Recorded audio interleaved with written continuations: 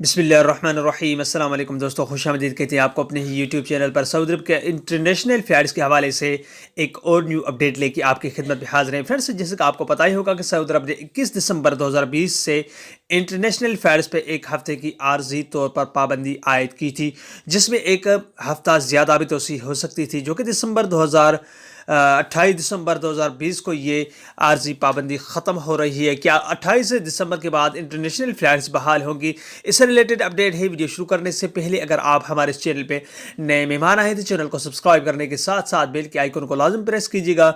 जो भी हम नया वीडियो बनाएंगे उसका नोटिफिकेशन आप दोस्तों तक तुरंत ही पहुँचाएगा। तो दोस्तों, जैसे कि आपको पता ही होगा कि सऊदी अरब ने आर्जी तौर पर एक हफ्ते के लिए पाबंदी आयद की है।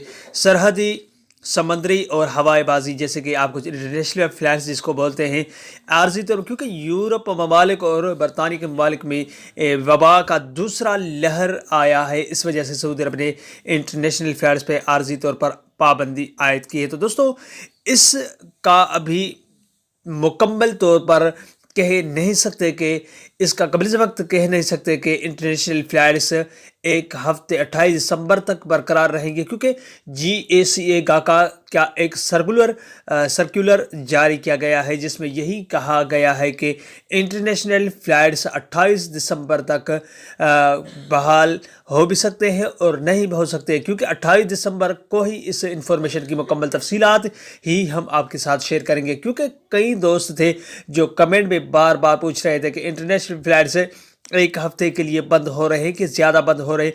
तो फ्रेंड्स, 28 दिसंबर का आप इंतज़ार कीजिए, उसके बाद ही आगे पता चलेगा। जैसे ही कोई और इन्फॉर्मेशन मौसूल होगी तो हम आपके साथ शेयर कर देंगे। ये थी आज की छोटी सी अपडेट। उम्मीद करता हूँ ये वीडियो आपको अच्छी लगी होगी। कोई भी सवाल हो नीचे कमेंट बॉक्स में आप मुझसे पूछ सकते हैं। अगली वीडियो तक अपना बहुत सारा ख्याल रखिएगा और हमें अपने दुआ में याद रखिएगा। तब तक के लिए अस्सलाम वालेकुम रहमतुल्लाहि व बरकातहू। पाकिस्तान जिंदाबाद।